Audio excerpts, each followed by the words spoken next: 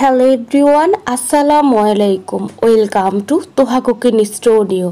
আজকে আমি আপনাদের জন্য খুবই মজাদার গরুর মাংসের একটি রেসিপি নিয়ে হাজির হয়ে গিয়েছি। এখানে আমি আমার প্রয়োজন মতো গরুর মাংস কেটে ধুয়ে নিয়েছি। এরপর এখানে আমি ছোট সাইজের একটি বাঁধাকপিকে কুচি করে কেটে নিয়েছি। প্রথমে রান্নার জন্য রেগুলার খাবারের সয়াবিন তেল আর পেঁয়াজ কুচি দিয়ে দিয়েছি। এরপর পেঁয়াজটাকে গোল্ডেন ব্রাউন কালার করে ভেজে নিব। পেঁয়াজটার কালার চলে আসলে 1 কাপের মতো পানি দিয়ে দিয়েছি। এ পর্যায়ে এখানে 2 টেবিল চামচের মতো আদা রসুন বাটা দিয়ে দিয়েছি। এইবার সব কিছু একটু নেড়ে চেড়ে নিচ্ছি। এরপর এখানে 1 টেবিল চামচের মতো হলুদ গুঁড়ো আমি দিয়ে দিয়েছি। আরও কিছু মশলা এখানে আমি অ্যাড করে নিব। এখানে 1 টেবিল চামচের মতো মরিচ বাটাও অ্যাড করে দিয়েছি। 2টা তেজপাতাও এখানে দিয়ে দিয়েছি। মশলাটা সুন্দর মতো কষিয়ে নেওয়া হয়ে গেলে সে পর্যায়ে এখানে গরুর মাংসগুলো দিয়ে দিব। এখানে আমি সবগুলো গরুর মাংস দিয়ে দিয়েছি। এরপর মশলার সাথে মাংসটাকে ভালো মতো নেড়ে চেড়ে মিশিয়ে নিচ্ছি। এ পর্যায়ে এখানে পেঁয়াজ, কাঁচা মরিচ আর একটি টমেটো আমি অ্যাড করে দিব। এ পর্যায়ে সব কিছু অ্যাড করে দিয়েছি। এবার সব কিছু ভালো মতো আমি নেড়ে চেড়ে এরপরে মিশিয়ে নিব। এ পর্যায়ে একটি ঢাকনা দিয়ে ঢেকে দিয়েছি।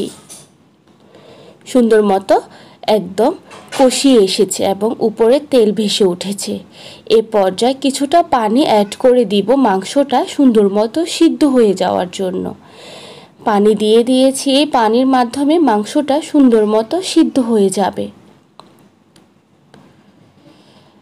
পানিটা যখন মাঝ বরাবর কমে যাবে সে পর্যায়ে এখানে আমি গরম মশলা বাটা দিয়ে দিয়েছি। গরম মশলার রেসিপি আমার চ্যানেলে দেওয়া আছে।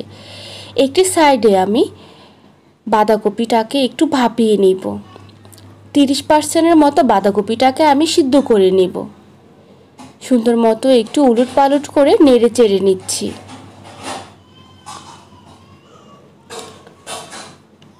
বাঁধাকপিটাকে আমি সুন্দর মতো ভাপিয়ে নিব। সুন্দর মতো বাঁধাকপিটা আমার ভাপিয়ে নেওয়া হয়ে গিয়েছে এবং সুন্দর মতো প্রায় সিদ্ধ হয়ে গিয়েছে।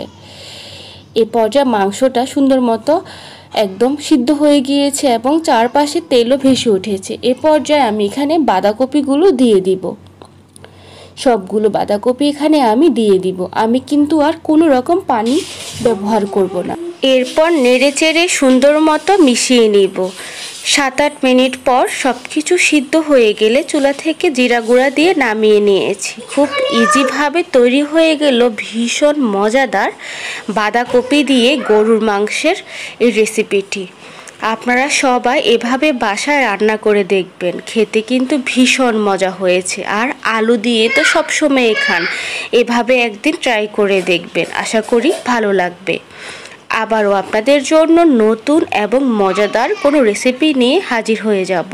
সেই পর্যন্ত সবাই ভালো থাকবেন।